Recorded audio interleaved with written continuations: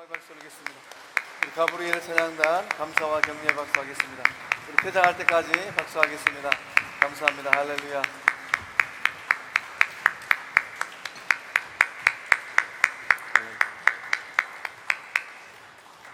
잠시 기도하겠습니다. 생명의 주인 되신 하나님, 한 주간의 삶도 말씀 따라 성삼일째 하나님 인도함 따라 잘 살게 하셨다가 예배의 자리로, 말씀의 자리로, 찬송과 기도의 자리로 불러주시네 감사함을 드립니다. 이 시간 말씀의 자리로 나아갈 때 우리의 마음의 문이 열려지게 하여 주시고 성령의 음성을 듣게 하여 주시고 하나님 음성 듣게 하여 주시옵소서.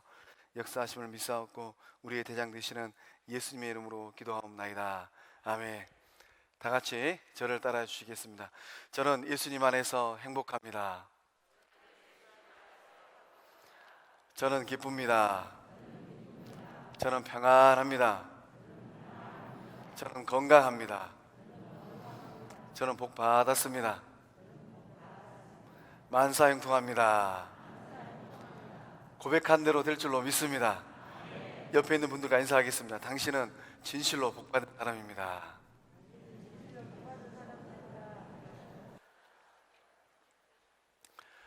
복된 주의 전으로 나아갈 때 성부 하나님께 주시는 이 놀라운 생명의 복을 다 받아 누리는 우리 모두 될 줄로 믿습니다. 하나님께서 우리로 하여금 이 땅을 살아가게 하실 때 우리에게 자유의지를 주셨습니다. 그래서 우리는 인생길을 살아가면서 내가 가고 싶은 곳, 내가 원하는 곳을 마음껏 다닐 수 있습니다. 저 위쪽 동네는 어디 좀 가려고 하면 통행증을 가지고 다녀야 되지만은 우리 남쪽 땅은 얼마나 좋은 땅인지 서울도, 대구도, 부산도 찍고 마음껏 다닐 수 있습니다. 이렇게 내 마음대로 다니는 내 인생길은 때로는 참 즐겁기도 합니다. 그러나 인생길을 걸어갈 때 내 의지와 상관없이 내가 걷게 되는 길들이 있습니다. 내 생각처럼, 내 계획처럼 잘 되지 않을 때가 많아요. 어쩌다가 이런 일들이 발생했는가? 내 생각처럼 왜 일들이 잘 되지 않는가? 다른 사람의 손에 이끌려서 이런저런 길을 걷다 보면은 마음이 힘들어지기도 하고 몸이 지치기도 합니다. 대한의 권하들은 조국의 부름을 받아서 국방의 의무를 다 해야 됩니다. 근데 그 국가의 부름을 받고 신교대에 입소할 때 기쁜 마음으로 가는 장병들은 그렇게 많지 않은 것 같습니다. 그렇지만 그 국가의 부름 앞에 이 길을 잘 마치고 오면 대한의 권하로 이 탈바꿈돼서 돌아옵니다. 우리가 인생길을 걸어갈 때 하나님께서 걷게 하는 길들이 있습니다.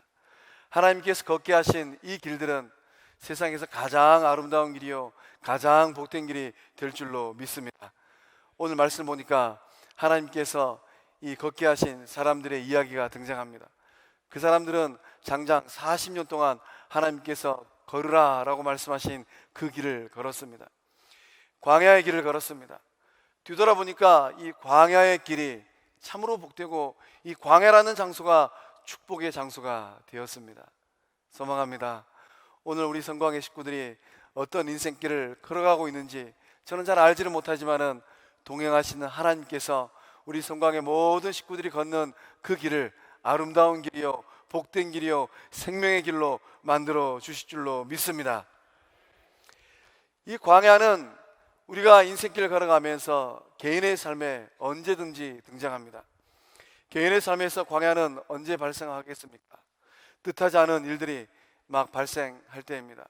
건강에 문제가 생기고 또 진로에 문제가 생기고 또 내 뜻처럼 내 뜻대로 되지 않았던 재정의 문제가 발생할 때입니다. 이런 문제들이 발생하면 내 마음껏 잘 되지 않아요. 조종 능력이 사라져 버립니다. 내 마음껏 이리저리 옮기고 할 수 있어야 되는데 잘 되지 않습니다. 그런 상황에 딱 봉착하면 나의 한계를 느끼게 됩니다. 아, 잘 되지 않는구나. 그때부터 이제 광야 생활의 시작이 되는 것입니다. 가정의 삶에서도 광야는 언제든지 일어나게 됩니다. 언제 이 광야가 우리의 가정에 찾아옵니까? 기대가 깨어지는 순간이에요. 부부 사이에도 다 기대가 있습니다. 남편은 아내에게, 아내는 남편에게. 그래서 수십 년 전에 결혼할 때 손가락 걸고 검은 머리가 파뿌리 될 때까지 서로 사랑하기로 맹세했음에도 불구하고 세상 살아가면서 마음이 좀 흐트러지고 또 고무신 거꾸로 신는 그런 일도 있습니다. 그런 일을 직면할 때 너무 힘들게 되는 것이죠. 또 부모와 자녀 사이에도 얼마나 많은 일들이 일어납니까? 내 기대처럼 자녀들이 잘 살아주면 좋은데 그렇게 되지 않습니다. 또 형제 사이에서도 이런 일들이 막 일어나요. 형님이 또 동생이 얼마 되지 않은 이 재정의 문제를 가지고 죽고 사는 일들이 또 막 일어나게 됩니다. 그런 일들이 발생을 하면 우리의 가정도, 행복했던 그 가정도 돌연 광야로 탈바꿈해 버립니다. 공동체의 삶에서도 마찬가지입니다. 광야는 늘 가까이 있습니다. 서로 반목하고 불편한 일들이 일어날 때 이 아름다웠던 곳이 어느 순간에 광야로 바뀌어 버립니다. 하나님께서 이스라엘 백성들로 하여금 이 광야를 걷게 하셨습니다. 하루 이틀도 아닙니다. 1년, 2년도 아니고 장장 40년이라는 세월 동안 그 광야를 걷게 하셨습니다. 이 광야는 하나님께서 작정하고 이스라엘 백성들을 훈련시킨 훈련의 장입니다. 하나님은 왜 그렇게 하셨을까요? 하나님은 왜 우리들의 삶에 광야를 허락하시겠습니까? 광야는 훈련 학교입니다. 이 광야의 훈련 학교를 딱 들어가면 하나님께서 우리들의 마음을 훈련시키십니다. 그래서 오직 인생길 걸어가면서 하나님 줄만 잡아야 되겠구나, 하나님 줄만 잡는 것이 인생길을 잘 걸어가는 비결이구나, 그것을 깨닫게 하십니다. 저도 지금까지 살아오면서 이 광야의 훈련학교 많이 다녔습니다. 그래서 저는 이 목회를 하고 있으면서도 하나님 줄 위에는 잘 잡지 않습니다. 하나님 줄 위에 잡았다가 마음 상한 게 한두 번이 아닙니다. 세상에 잡고 있는 모든 줄들은 어느 순간에 다 썩은 동아줄이 되더라고요. 우리 성곽의 모든 식구들은 하나님 줄만 잡고 있는 줄로 믿습니다. 또 이 광야는 인생 학교예요. 광야의 길을 걸어가다 보면 우리가 하나님께서 원하시는 마음이 훈련되어집니다. 그래서 이 광야라는 인생 학교를 딱 지나갈 때 하나님께서 원하시는 마음으로 빚어지게 됩니다. 하나님 앞에서 겸손하게, 내 능력이 얼마 안 되는구나, 내가 참 능력이 출중한 사람인 줄 알았더니만 내 인생살이에, 개인의 삶에서, 가정에서, 또 공동체에서 이런저런 광야의 일들이 막 일어나니까 나라는 존재가 별거 아니구나, 이런 것들을 깨닫게 됩니다. 이 광야는 또한 축복의 학교입니다. 하나님께서 이 광야를 지나고 나서 마침내 하나님께 준비해 놓으신, 예배해 놓으신 그 복을 다 받아 누리게 하셨습니다. 잘 아시는 것처럼 이스라엘 백성들은 이 광야를 지나가서 어디로 들어갔습니까? 가나안 땅에 들어갔습니다. 그래서 이 광야는 하나님께서 예비하신 축복 학교예요. 소망합니다. 우리 성곽의 모든 식구들이 하나님께서 인도하시는 이 인도를 따라서 인생길을 걸어갈 때 광야를 잘 지나서 하나님께서 예비해 놓으신 모든 축복을 다 받아 누릴 줄로 믿습니다. 광야 같은 세상 속 어떻게 사는 것이 잘 사는 비결이겠습니까? 우리 2절의 말씀 함께 읽어보겠습니다. 시작. 네, 하나님 여호와께서 이 40년 동안에 내게 광야길을 걷게 하신 것을 기억하라. 이는 너를 낮추시며 너를 시험하사 내 마음이 어떠한지 그 명령을 지키는지 지키지 않는지 알려 하심이라. 아멘. 하나님께서 7일이면 해변길을 따라서 애굽에서 가나안 땅으로 들어갈 수 있습니다. 그런데 하나님은 이 이스라엘 백성들을 그 길로 인도하지 않으셨습니다. 하나님은 40년 동안 이 광야를 통하여서 가나안 땅에 들어가게 하셨습니다. 하나님은 왜 그렇게 하셨을까요? 하나님께서 이스라엘 백성들을 고생시키기 위함입니까? 아니죠. 하나님께서 이스라엘 백성들을 그렇게 광야길로 인도하신 이유와 목적이 있다면 무엇이겠습니까? 이스라엘 백성들은 참 교만한 백성들이었습니다. 그들은 목이 뻣뻣하고 목이 곧은 백성들이었습니다. 그래서 하나님께서 예배해 놓으시고 준비해 놓으신 축복의 땅, 젖과 꿀이 흐르는 가나안 땅에 들어가기 전에 이스라엘 백성들이 겸손해지기를 원하셨습니다. 그래서 하나님은 이 광야 40년 동안 그들을 훈련시켰습니다. 여러분, 거만병에 걸려보신 적이 있습니까? 거만병이라고 있어요. 제가 한 번은 목 근육이 경직이 돼가지고 목을 돌릴 수가 없었습니다. 목을 또 숙일 수가 없었어요. 그래서 아주 고통스러운 날들을 한 일주일 정도 보냈습니다. 그래서 이제 주변에 이 만나는 이 성도님들을 대면할 때 눈인사만 했습니다. 고개를 돌리지도 숙이지도 못하고, 권사님 안녕하세요, 장로님 평안하셨어요?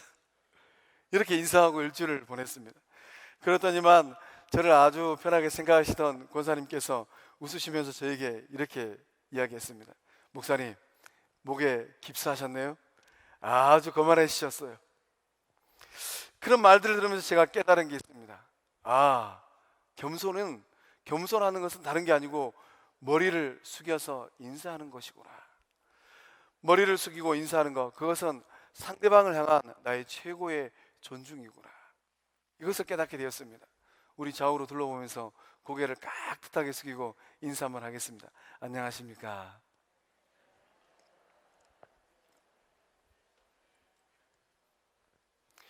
우리가 광야 같은 세상을 살아가면서 반드시 기억해야 될 것이 있습니다. 그것은 무엇입니까? 하나님은 이 광야의 여정을 통하여서 나를 낮추신다라는 거예요. 본문의 말씀 가운데 낮춘다, 이 말은 영어로 하면 험불이에요. 험불이란 말의 뜻이 무엇입니까? 겸손입니다. 하나님께서는 이 광야의 여정을 통하여서 우리를 거만한 사람, 교만한 사람으로 만드는 것이 아니라 겸손한 사람으로 만들 줄로 믿습니다. 그래서 하나님께서 원하든 원치 않던 주의 백성들은 한 번쯤은 다 이 광야 대학교 고난학과에 입학을 시키는 거예요. 어떤 분은 이미 이 광야 학교를 졸업하고 겸손이라는 것을 다 무장하신 분이 있을 것 같습니다. 어떤 분은 아직도 이 광야 학교에 입학해가지고 다니고 있는 분이 있는 것 같아요. 어떤 분들은 장차 머지않을 미래에 이 광야 학교에 입학할 것입니다. 그래서 하나님께서 이 광야 학교에 다 입학을 시켜서 하나님 사람으로 만드는 것이에요. 마음속에서, 삶 속에서 몸에 배어있는 거만과 교만을 다 빼버리고 하나님 보시기에 아름다운 겸손한 사람, 낮아진 사람으로 빚을 줄로 믿습니다. 그래서 본문의 말씀 가운데 이 낮아지다라는 말이 이 8장을 보면 3번 등장합니다. 2절에도 3절에도 16절에도 등장합니다. 그래서 이 낮아지다는 말을 귀하게 보시고 동그라미 쳐 놓으셔야 됩니다. 어떻게 보면 인생길 걸어가는 우리 모두는 다 광야 학교의 동기동창이에요. 소놈의 사이라는 것입니다. 그래서 우리가 이제 이 광야 학교를 혹 지금 다니고 있는 분이 있다면 졸업하신 분들은 참 고생이 많네 하고 불러가지고 밥 한 그릇 사주셔야 돼요. 그리고 이제 격려해 주는 겁니다. 나도 그 학교를 진작에 졸업해 봤는데 좀 다니기가 힘들더라고. 인내하고 잘 다니면 하나님께서 좋은 일을 만들어 주실 것이네. 그런 일이 일어날 줄로 믿습니다. 그래서 하나님께서 너도 나도 예외 없이 이 광야 학교에 입학시키는 이유가 무엇이겠습니까? 겸손해지라는 것입니다. 나를 낮추는 것, 겸손해지는 것만이 이 광야 같은 세상을 잘 사는 비결인 줄로 믿습니다. 그래서 하나님께서 이 광야를 지나가는 우리들을 향하여서 갖고 있는 관심이 있다면 무엇입니까? 낮아지는 거예요. 겸손해지는 것입니다. 제가 종종 기도할 때, 이 개인 기도를 하고 또 안수 기도를 할 때 반복적으로 되풀이하는 말이 있습니다. 종이 마음을 낮춰서 기도하오니, 이런 말을 잘 사용합니다. 제가 처음 목회를 배울 때 모셨던 목사님하고 신방을 가면 이 목사님은 어디를 가든지 누구를 만나든지 꼭 그렇게 기도하셨습니다. 종이 마음을 낮춰서 기도하오니. 그래서 제가 신방을 끝나고 나서 이 목사님에게 물어보았습니다. 목사님, 왜 그렇게 기도를 하십니까? 제 질문에 목사님께서 딱 이렇게 대답을 해주셨어요. 하나님은 마음이 낮은 사람의 기도를 잘 들어주신다네. 우리 성광의 식구들의 마음은 어떻습니까? 낮은 마음입니까? 높은 마음입니까? 베드로전서 5장 6절의 말씀을 함께 읽어보겠습니다. 시작. 그러므로 하나님의 능하신 손 아래에서 겸손하라. 때가 되면 너희를 높이시리라. 아멘. 전능하신 하나님은 훤히 알고 있습니다. 우리 모두는 다 능하신 하나님 손 아래에 있습니다. 그래서 하나님은 누가 겸손한지, 누가 거만한지, 누가 교만한지, 누가 낮은 마음을 갖고 있는지 정확하게 알고 계세요. 그래서 베드로 사도는 인생길을 다 걸어보고 끝나는 그 인생 마지막 즈음에 교회 공동체를 향하여서 능하신 하나님의 손 아래에서 겸손하세요. 하나님께서 때가 되면 여러분을 높이실 것입니다 라고 권면하고 있는 것입니다. 소망합니다. 진실로 하나님 보시기에 낮은 마음, 겸손한 사람 될 수 있기를 주의 이름으로 축원합니다. 겸손할 때 하나님께서 우리들의 삶을 광야 학교를 빨리 졸업시키고 아름다운 땅, 축복의 땅, 가나안 땅으로 들어보내실 줄로 믿습니다. 제가 본문의 말씀을 준비하다가 이 가수에서 목사로 변신한 이종용 목사님의 이야기를 읽게 되었습니다. 저는 대한민국에 이렇게 출중한 가수가 있는 줄 처음 알았어요. 또 그분이 목사가 되었다니까 너무 좋았습니다. 이분은 1970년대를 풍미했던 가수입니다. 아마 우리 가운데 7080 세대를 청년기를 보냈던 분들이 있다면 아마 이 이종용 가수를 다 알고 있을 것 같아요. 이분의 주옥 같은 노래가 세 곡이 있더라고요. 너, 겨울아이, 난 참 바보처럼 살았군요. 제가 이 노래를 잘 몰라가지고 한번 찾아보았습니다. 이 너라는 노래가 있는데 그 노랫말이 얼마나 아름다운 줄 몰라요. 낙엽지는 그 숲속에 파란 바닷가에 떨리는 손 잡아주던 너. 제가 이 소절만 생각해도 가슴이 좀 콩닥콩닥 뛰었습니다. 야, 노랫말이 너무 이쁘다. 그 다음에 겨울아이, 겨울에 태어난 당신은 사랑스러운 봄에, 뭐 이런 그 생일 축하 노래 있지 않습니까? 그 다음에 난 참 바보처럼 살았군요. 그래서 이분이 이제 그 1975년도에 가요대 시상식에서 최고의 가수상을 받게 되었습니다. 인생 최고의 꼽히는 날이었습니다. 그런데 그날이 어떤 날이었는가? 인생 최고의 꼽히는 날이 인생 최악의 날이 되어버렸습니다. 그날 이 이종용 이 목사님은 대마초 소지죄로 구속 수감되었습니다. 대마초를 가수들이 또 종종 피지 않습니까? 그래서 이제 그 딱 덜미가 잡혀서 이 감옥에 들어가게 된 것입니다. 3개월 정도 감옥살이를 했습니다. 절망 가운데 빠져있던 이 청년 이종용은 이 감옥에서 사형수를 만나게 되었습니다. 이 사형수가 구리로 만든 십자가를 주면서 이 청년 이종용에게 신신당부를 했습니다. 이보게, 나는 사형당하네. 사형당하는 나는 이제 얼마 살지 못하네. 자네는 곧 출소할 테니까 예수 잘 믿고 내 목까지 살아주게나. 대마초 사건으로 해서 깜빵에 들어와 있을 때만 해도 자기가 아주 착한 사람인 줄로 알았습니다. 그런데 이 사형수로부터 예수님에 대한 이야기를 듣고 나서부터는 자기의 진면목을 알게 되었습니다. 내가 참 착한 사람, 그런 사람이 아니고 내가 죄인 중에 죄인이구나, 내가 개수 중에 개수구나. 예수님 만나고 나서 자신의 진면목을 알게 된 것입니다. 시편 49편 20절 말씀에 이렇게 기록되어 있습니다. 존귀하나 깨닫지 못하는 사람은 마치 무엇과 같다고 합니다. 무엇과 같습니까? 존귀하나 깨닫지 못하는 사람은 멸망하는 짐승과 같다라는 거예요. 청년 이종용은 한참 잘 나갔던 유명했던 연예인 이종용은 그 교도소에서, 감옥에서 예수님을 만나고 자신의 진문맥을 알게 되었습니다. 마음이 낮을 대로 낮아졌습니다. 그리고 깨닫게 되었습니다. 아, 예수님만이 나를 구원해 주시겠구나. 사형수의 전도를 받고 회개하고 새 사람 되었습니다. 출소하고 나서 이 대마초로부터 해방되었습니다. 신학을 공부하고 지금은 미국에서 열심히 목회하는 목사님이 되었어요. 그래서 LA 코너스톤이라는 교회를 담임하는 담임 목사님이 되었습니다. 은혜 주시면 이분 모시고 간증 집회 한번 했으면 좋겠습니다. 그래서 아마 이제 기타 들고 너 겨울아이 난 참 바보처럼 살았군요, 이런 노래도 들려주시고, 또 자기의 인생 가운데 자기를 낮추시면서 자기를 새 사람 만드신 하나님의 이야기도 들려주실 때 우리 가운데 큰 은혜가 임하게 될 것 같다, 이런 상상을 좀 하게 되었습니다. 혹 올해 LA 여행 가실 그런 계획이 있으시면 LA 코너스톤 교회 가셔가지고 목사님 한번 만나 뵙고 인사하시면서 저희 교회 담임 목사님이 언제 시간 되시면 오셔서 집회 한번 해주시랍니다. 이런 말도 좀 건네실 때 놀라운 은혜가 우리 가운데 임할 줄로 믿습니다. 왜 하나님은 이 판사보다 사형수에게 더 큰 은혜를 주실까요? 판사들이 회개하고 예수님 믿었다는 이야기를 잘 듣지 못했습니다. 그러나 교도소에 간 사형수들은 복음을 접하고 예수님 만나고 회개했다라는 많은 이야기를 듣게 됩니다. 왜 그렇습니까? 사형수는 자기 자신에 대해서 절망한 사람이기 때문입니다.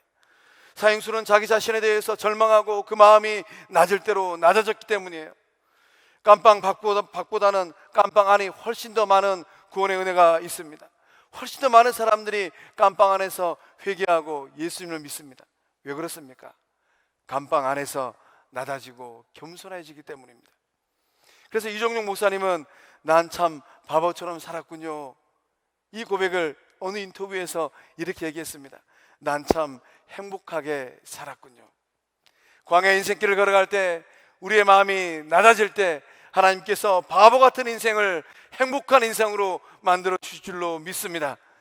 사랑하는 성도 여러분, 바보처럼 사는 것이 아니라 겸손한 삶이 우리 모두 될 줄로 믿습니다. 겸손할 때, 낮아질 때 놀라운 구원의 역사, 하나님의 능력이 나타날 줄로 믿습니다. 우리 3절과 4절의 말씀 또 읽어보겠습니다. 시작. 너를 낮추시며 너를 줄이게 하시며 또 너도 알지 못하며 네 조상들도 알지 못하던 만나를 내게 먹이신 것은 사람이 떡으로만 사는 것이 아니요 여호와의 입에서 나오는 모든 말씀으로 사는 줄을 내가 알게 하려 하심이니라. 이 40년 동안에 내 의복이 헤어지지 아니하였고 내 발이 부르트지 아니하였느니라. 아멘.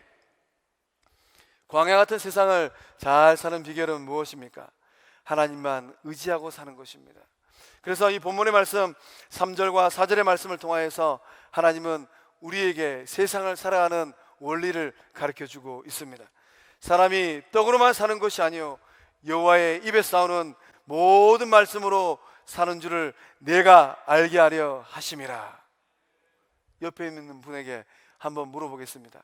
임자는 떡으로 삽니까? 말씀으로 삽니까? 물어보십시오. 우리 성광의 모든 식구는 떡으로 사는 존재가 아니라 말씀으로 사는 존재인 줄로 믿습니다. 그래서 본문의 말씀은 우리들에게 물어오고 있습니다. 당신은 육적 존재입니까? 영적 존재입니까? 이 질문 앞에 우리는 주저하지 아니하고 답을 할 수 있어야 됩니다. 하나님을 따라가고 예수님을 믿고 성령의 음성을 듣는 우리 모두는 다 세상을 살아갈 때 육적 존재가 아니라 말씀으로 살아가는 영적 존재인 줄로 믿습니다. 떡으로 사는 존재가 아니라는 거예요. 말씀으로 사는 존재가 되라는 것입니다. 말씀으로 사는 존재는 어떤 존재입니까? 오직 하나님만을 의지하고 사는 거예요. 힘들 때도 좋을 때도 행복할 때도 불행할 때도 세상 보지 아니하고 하나님만 바라보고 사는 사람들, 그들이 진정한 영적 존재인 줄로 믿습니다. 하나님은 광야길을 걸어가는 그들에게 40평생 만나를 주셨습니다. 만나는 무엇입니까? 하늘에서 내려오는 양식이에요. 이 만나가 하늘에서 내려오니까 해가 뜨면은 이스라엘 백성들은 어디를 바라보았겠습니까? 해가 질 때 이스라엘 백성들을 어디를 바라봤겠습니까? 내일 아침이면 저 하늘에서 만나가 내려오겠지 하고 하늘을 쳐다보는 거예요. 영적 존재는 언제 되는 것입니까? 땅을 살아가면서도 하늘을 바라볼 때 영적 존재가 될 줄로 믿습니다. 영의 양식을 보여주시는, 영의 양식을 매일마다 보여주시는 그 하나님 바라볼 때 우리의 삶이 진정으로 땅의 인생을 살지만은 하늘을 바라보는 영적 존재가 모두 될 줄로 믿습니다. 하나님은 이 만나를 딱 하루치 분량만 주셨어요. 더 많이 움켜진다 하더라도 아무 쓸모짝이가 없는 만나가 되어버렸습니다. 더 많이 가진다 할지라도 쓸모가 없는 거예요. 그래서 인생을 가만히 보면 통장에 많은 돈을 쌓았음에도 불구하고 하나님이 너 온나? 라고 말씀하시니까 통장에 있는 많은 돈들도 쓸모가 없는 거예요. 아무리 건강한 사람이라 할지라도 아무리 그 몸매가 수려한 사람이라 할지라도 하나님께서 이리 와라 그러면은 잘생긴 얼굴도 건강한 몸도 아무 쓸모짝이 없는 겁니다. 그래서 하나님께서 부르시기 전에 우리는 뭘 해야 되겠습니까? 하나님께서 우리에게 주신 건강도 지혜도 재능도 능력도 모두 가지고 하나님의 영광을 위해 살아갈 때 복된 삶이 모두 될 줄로 믿습니다. 그래서 아까우면 안 돼요. 하나님께서 나에게 좋은 거 주셨으면은 그거를 10분 활용해서 하나님께 큰 영광 돌리는 우리 모두 될 줄로 믿습니다. 만나를 주신 하나님은 만나와 더불어서 많은 것들을 주셨습니다. 우리 사전의 말씀 함께 읽어보겠습니다. 시작. 이 40년 동안에 내 의복이 헤어지지 아니하였고 내 발이 부르트지 아니하였느니라. 아멘. 이게 무슨 말씀입니까? 하나님께서 딸랑 옷 한 벌 주시고 딸랑 신발 한 켤레 주셨다라는 말씀입니까? 그게 아니에요. 40년 동안 입었던 옷이 헤어지지 아니하고 신었던 신이 닳지 않았다라는 말씀입니까? 그게 아닙니다. 하나님은 이스라엘 백성들이 광야 40년을 걸어갈 때 그들의 옷이 헤어지지 아니하고 신발이 닳지 않는 은혜를 주셨다라는 거예요. 이게 무슨 말씀입니까? 하나님은 광야 40년 인생길을 걸어갈 때, 광야길을 걸어갈 때 이스라엘 백성들에게 먹을 것 주시고 입을 것 주시고 신발을 주셨다라는 말씀입니다. 하나님은 이스라엘 백성들에게 40년 동안 옷을 지을 수 있는 옷감을 주셨어요. 또 새 신발을 만들 수 있는 재료를 주셨습니다. 그러니까 이스라엘 백성들은 광야 40년 동안 옷이 닳고 헤어지면 하나님이 주신 옷감을 가지고 새 옷을 만들어 입었습니다. 신발이 닳아 헤어지면 하나님이 주신 신발 재료로 새 신발을 신었다라는 거예요. 그러니까 광야 40년 동안 늘 새 옷을 입고 새 신을 신었다라는 것입니다. 우리가 이 광야길을 걸어갈 때 잊지 말아야 할 것이 하나 있습니다. 그것이 무엇입니까? 하나님께서 나의 인생 여정에도 옷이 닳아 헤어지면 옷을 만들 재료를 주시고 신발이 닳아 없어지면 새로운 신발 만들 수 있는 재료를 주셨구나. 하나님께 주신 것들, 하나님께서 내려주신 것들을 잘 보시기를 바랍니다. 광야 같은 인생길을 걸어가는데 내 노력과 상관없는 일들이 막 이루어지고 있는 거예요. 나의 생각과 상상하지도 못하였던 그런 일들이, 그런 만남들이 막 이루어지는 것입니다. 내가 의도치 않게 하나님께서 어떤 사람을 보내주십니다. 그 사람이 일감을 가져오고 내가 힘들어 죽을 그런 상황 가운데 놓여 있는데 상상치도 않았던 재정들이 흘러오고 전화가 오고 만남들이 이루어지는 거예요. 이것을 누가 한 것입니까? 이 모든 것들은 내 능력과 상관없이 하나님께서 주시는 것들이에요. 이런 것들을 바라볼 때, 이런 열매들을 바라볼 때 우리는 무엇을 해야 되겠습니까? 하나님께 감사하는 삶이 되어야 될 줄로 믿습니다. 옷도 헤어져 버렸습니다. 신발도 닳아져 버렸습니다. 배도 너무 고픕니다. 통장에 돈 땡장 한 푼 없습니다. 그런데 하나님께서 까마귀를 보내주시고 상상치도 못하였던 사람들을 보내주셔서 내 삶을 부추겨 주십니다. 이 은혜가 광야의 인생길을 걸어갈 때 우리에게 임하고 있는 줄로 믿습니다. 영국이 배출한 아주 유명한 목사님이 한 분 계십니다. 매튜 헨리 목사님입니다. 이분은 탁월한 성경 주석가요, 또한 설교자이십니다. 매튜 헨리 목사님은 성도들에게 말씀을 가르칠 때 항상 되풀이했던 메시지가 있습니다. 항상 감사하며 살아라, 이런 메시지를 전하셨습니다. 하루는 매튜 헨리 목사님이 이 지방으로 부흥 집회를 가게 되었습니다. 이 광야의 여정이 이제 시작됩니다. 매튜 헨리 목사님이 이 지방으로 부흥 집회 이 길을 가는데 그만 이 길 가는 도중에 강도를 만났습니다. 이 강도를 만나가지고 이 물건도 다 빼앗겨 버렸습니다. 또 얻어맞았습니다. 옷도 다 찢어져 버렸습니다. 이런 일이 생길 줄 어떻게 상상했겠습니까? 이 교회를 딱 도착해서 이 치료를 받고 이 매튜 헨리 목사님이 강단에 딱 서서 설교를 하기 시작합니다. 여러분 알다시피 저는 이곳에 집회하러 온 도중에 강도를 만났습니다. 아주 무지막지한 사람들이었습니다. 큰 봉변을 당했습니다. 늘씬 두들겨 맞았습니다. 그러나 저는 하나님께 감사드립니다. 첫 번째, 전에는 이런 일이 없었고 이제야 이런 일이 생긴 것에 대해 감사합니다. 두 번째, 돈과 물건만 빼앗기고 생명은 빼앗기지 않음에 감사드립니다. 세 번째, 많은 것을 잃었으나 모든 것을 잃지 않음에 감사드립니다. 네 번째, 내가 강도가 아니고 강도당한 자임에 감사드립니다. 광야 같은 인생길 걸어갈 때 우리 성광의 성도님들은 어떤 감사를 드리고 있습니까? 돈과 물건만 잃어버렸습니다. 하나님께서 생명을 지켜주신 것, 이 얼마나 놀라운 감사입니까? 많은 것을 잃어버렸습니다. 그러나 모든 것을 잃어버리지 않음에 감사하는 우리 모두 될 때 광야 같은 여정을 잘 걸어갈 줄로 믿습니다. 이 감사함으로 광야의 얼음을 잘 이겨내는 우리 성광의 모든 식구들 될 줄로 믿습니다. 하나님은 또 7절과 10절의 말씀을 통하여서 우리에게 말씀하십니다. 함께 읽어보겠습니다. 시작. 내 하나님 여호와께서 너를 아름다운 땅에 이르게 하시나니 그곳은 골짜기든지 산지든지 시내와 분청과 샘이 흐르고 내가 먹어서 배부르고 내 하나님 여호와께서 옥토를 내게 주셨으므로 말미암아 그를 찬송하리라. 아멘.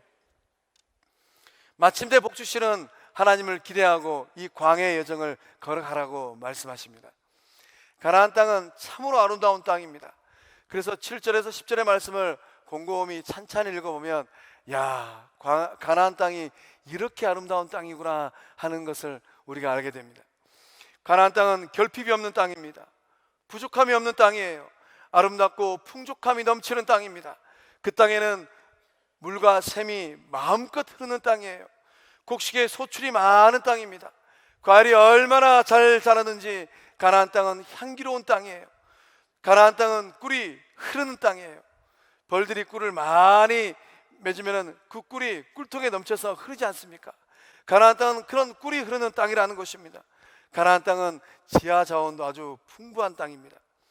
하나님은 이 가나안 땅을 한마디로 이스라엘 백성들에게 주시면서 어떻게 말씀하십니까? 이 가나안 땅을 한마디로 요약하면 가나안 땅은 정말로 복된 땅이라는 거예요. 그래서 본문 말씀에 여호와께서 옥토를 내게 주셨다라고 기록되어 있습니다. 이스라엘 백성들은 광야 40년의 여정을 마치고 이 복된 땅, 옥토 같은 가나안 땅에 들어가서 이제 안식하게 되는 것입니다. 이전에는 결코 누릴 수 없는 평안과 안식이 바로 그 땅에 있다라는 것입니다. 가나안 땅은 그 주변에 있는 땅과 비교하면 너무 좋은 땅이에요. 가나안 땅 주변에 있는 땅들은 어떻겠습니까? 가나안 땅 주변에 있는 땅들은 거친 광야와 사막입니다. 이 가나안 땅과 비교하면 사람이 정착하여 살기에는 너무 척박한 땅이라는 거예요. 말씀에 순종한 이스라엘 백성들은 마침내 이 가나안 땅에 들어갔습니다. 그래서 하나님께 주시는 이 복과 축복을 그 땅에서 원없이 누리게 된 거예요. 우리 16절의 말씀 다시 한번 읽어보겠습니다. 시작. 네 조상들도 알지 못하던 만나를 광야에서 내게 먹이셨나니 이는 다 너를 낮추시며 너를 시험하사 마침내 내게 복을 주려 하심이었느니라. 아멘. 하나님께서 이스라엘 백성들 하여금 이 광야를 지나가게 하시고 그 마음을 낮추고 그들을 시험하신 이유가 무엇입니까? 마침내 이스라엘 백성들에게 복을 주려 하심인 줄로 믿습니다. 그래서 오늘 우리는 우리의 삶을 소망해 보아야 돼요.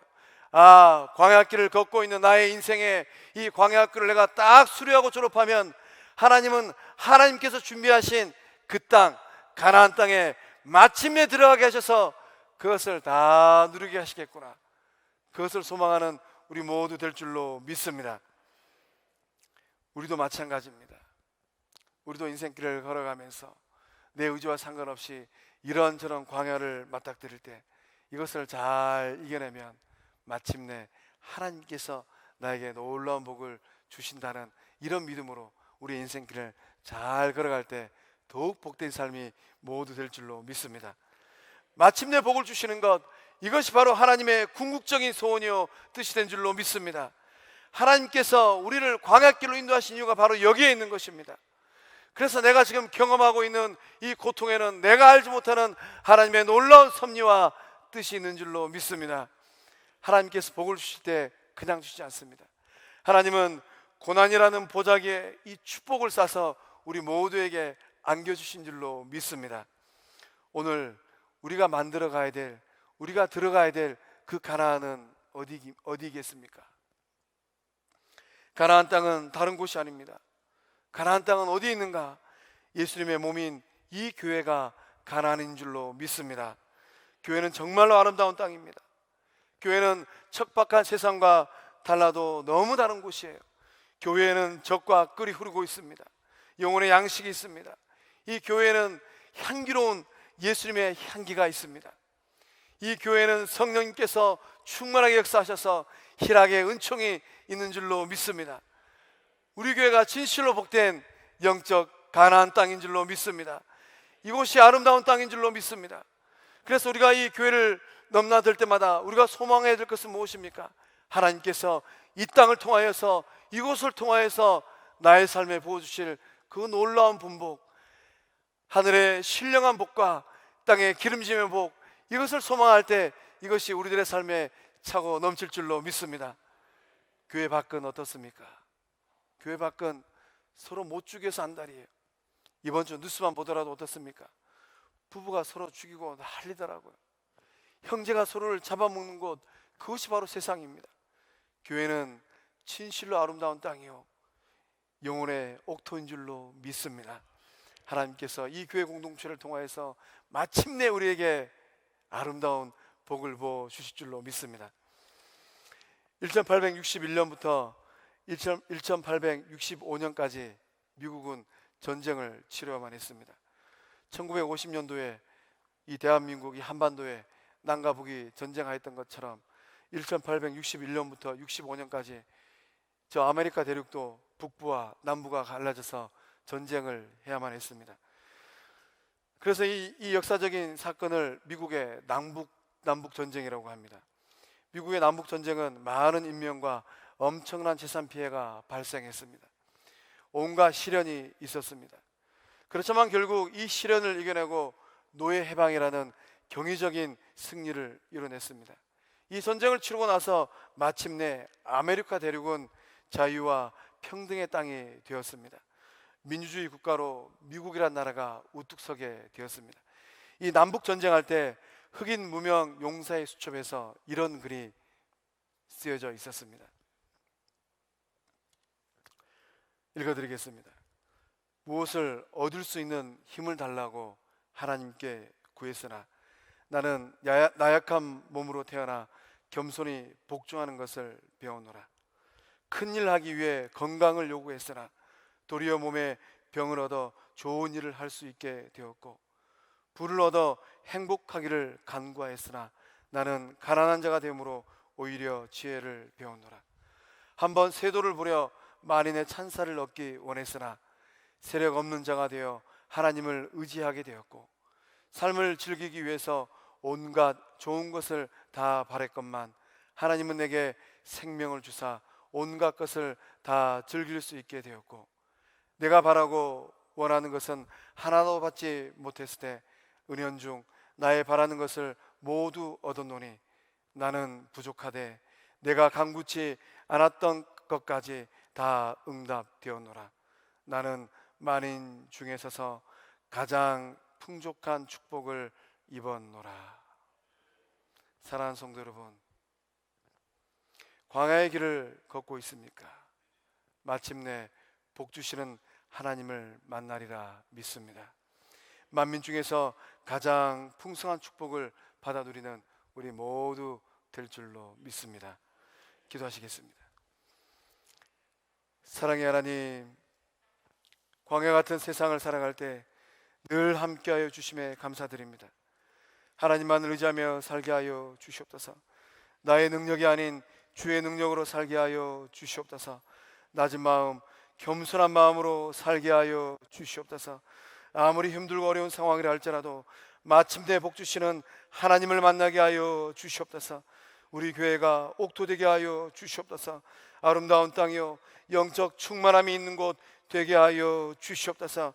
가장 풍성한 축복을 받아 누리는 성광의 모든 식구들 모두 되게 하여 주시옵소서. 역사하심을 믿사옵고 우리의 생명 되시는 예수님의 이름으로 축복하고 기도하옵나이다. 아멘.